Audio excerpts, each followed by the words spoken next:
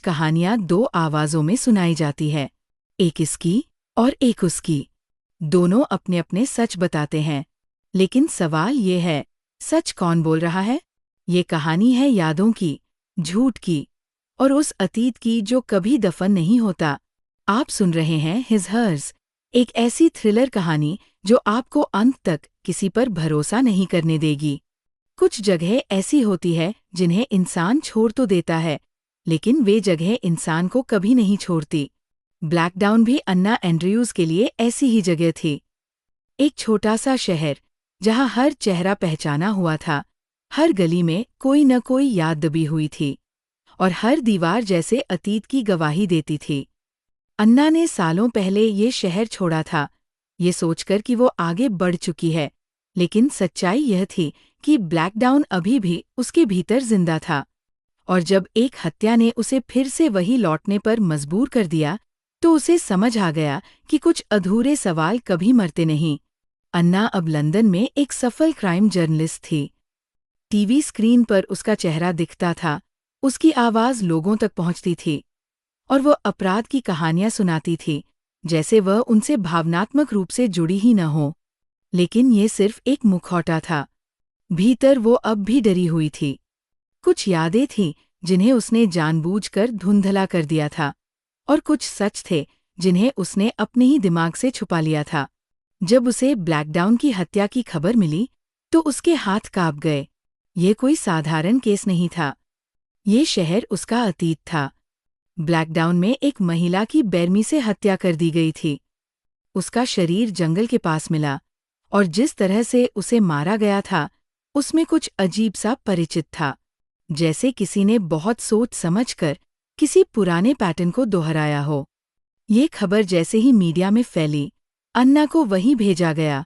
ये उसका काम था, लेकिन ये उसकी सबसे बड़ी सजा भी बन गई। उसी शहर में जैक हार्पर रहता था, वही जैक जिसे अन्ना कभी अच्छी तरह जानती थी। जैक अब एक पुलिस डिटेक्टिव था, शांत, गंभीर और अपने काम में पूरी तरह डूबा हुआ। बाहर से वो ऐसा इंसान लगता था जो हर हालात को संभाल सकता है, लेकिन भीतर उसके भी अपने डर थे। ब्लैकडाउन उसके लिए सिर्फ काम की जगह नहीं थी, ये उसका घर था, और अब ये घर फिर से खून से सना हुआ था। जैक को जैसे ही केस सौंपा गया, उसे एहसास हो गया कि यह कोई आम जांच नहीं होगी। बहुत कुछ ऐसा था जो उसे बेचैन कर रहा था, हत्या का तरीका, पीड़िता का अतीत, और ये तथ्य कि अन्ना फिर से शहर लौट आई है। वह जानता था कि अन्ना की मौजूदगी इस केस को और जटिल बना देगी, क्योंकि अन्ना सिर्फ रिपोर्टर नहीं थी, वह कहानी का हिस्सा थी। ब्लैकडाउन के लोग बदलते नहीं थे, वे बस उम्र के साथ और ज्यादा चुप हो जाते थे। अन्ना जब शहर में लौटी, तो हर नज़र उसे पहचान रही थी। कुछ में जिज्ञासा थी, कुछ में नफरत और कुछ में डर। वह जानती थी कि लोग उसके बारे में बातें करते हैं, स्कूल के दिनों की बातें, उस रात की बातें, उस लड़की की बातें जो कभी घर नहीं लौटी। स्कूल के साल अन्ना के लिए कभी आसान नहीं थे। बाहर से वो आत्मविश्वासी दिखती थी, लेकिन भीतर वो हमेशा खुद को अलग महसूस करती थी। दोस्तों के बीच भी वो अकेली थी। पार्टीज, शराब और किशोर उम्र की लापरवाहियां, सब कुछ एक धुंध में बदल चुका था। लेकिन उस धुंध में एक रात साफ दिखाई देती थी। एक पार्टी, हंसी, अंधेरा और फिर कुछ ऐसा जो हमेशा के लिए बदल गया। उस रात एक लड़की गायब हो गई थी, एक लड़की जिसकी कहानी कभी पूरी तरह सामने नहीं आई। पुलिस ने जांच की थी, लेकिन सब कुछ अधूरा रह गया। लोग धीरे धीरे भूल गए, लेकिन अन्ना नहीं भूली, जैक भी नहीं भूला। फर्क सिर्फ इतना था कि दोनों ने उस रात को अपने अपने तरीके से याद रखा था। जैसे जैसे वर्तमान की जांच आगे बढ़ती है, अतीत अपनी जगह बनाने लगता है। जैक को पता चलता है कि मारी गई महिला का स्कूल ब्लैकडाउन से जुड़ा था। उसके दोस्त, उसकी आदतें और उसकी यादें, सब उसी समय से जुड़ी थी। और फिर दूसरी हत्या होती है, फिर तीसरी। पैटर्न साफ होने लगता है। ये बदला था, लेकिन किसका? अन्ना अपनी रिपोर्टिंग में गहराई से उतरती है। वह लोगों से बात करती है, पुराने रिकॉर्ड खंगालती है और खुद को फिर से उस अतीत में पाती है जहां से वह भागी थी।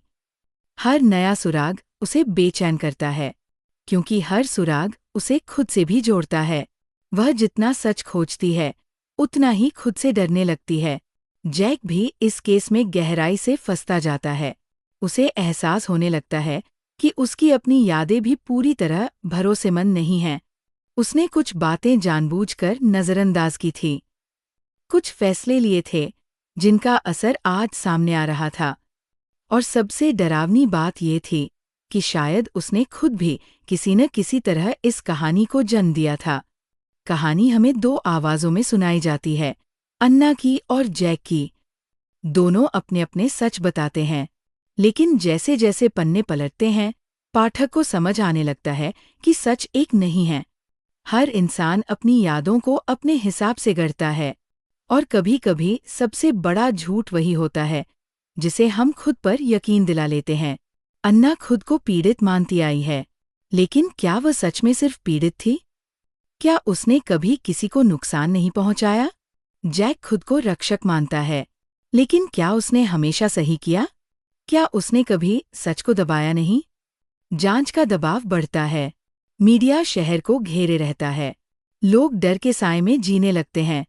और इसी बीच अन्ना को एहसास होता है कि कातिल उससे बहुत ज्यादा नजदीक है, शायद जितना वो सोच भी नहीं सकती। अंत की ओर कहानी पूरी तरह पलट जाती है। जो हम अब तक समझते आए थे, वो गलत साबित होता है। असली कातिल, असली मकसद और असली कहानी सामने आती है। ये सिर्फ बदले की कहानी नहीं थी। ये कहानी थी दबे हुए सच की, अपराध बोध की, और उन जख्मों की जो समय के साथ और गहरे हो गए थे। अन्ना और जैक दोनों को अपने अपने सच का सामना करना पड़ता है। कोई भी पूरी तरह निर्दोष नहीं था, और कोई भी पूरी तरह दोषी भी नहीं। यही इस कहानी की सबसे डरावनी बात थी। हिज हर्ज हमें ये सिखाती है कि सच हमेशा साफ नहीं होता। कभी कभी वो टूटे हुए आईनों में बिखरा होता है, और हर इंसान उस आईने में वही देखता है जो वह देखना चाहता है। यह कहानी खत्म होती है, लेकिन सवाल छोड़ जाती है। अगर हमें मौका मिले अपने अतीत को फिर से जीने का, तो क्या हम अलग फैसला लेते, या हम फिर वही गलती दोहराते? क्योंकि कुछ कहानियां खत्म नहीं होती, वे बस चुप हो जाती है। अगर आपको ये कहानी पसंद आई तो याद रखिए, कभी कभी सबसे खतरनाक झूठ वो नहीं होते जो हम दूसरों से बोलते हैं, बल्कि वो होते हैं जो हम खुद से कहते हैं।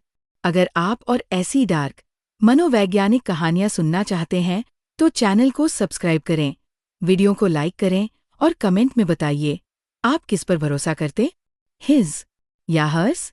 मिलते हैं अगली वीडियो में एक और किताब के साथ।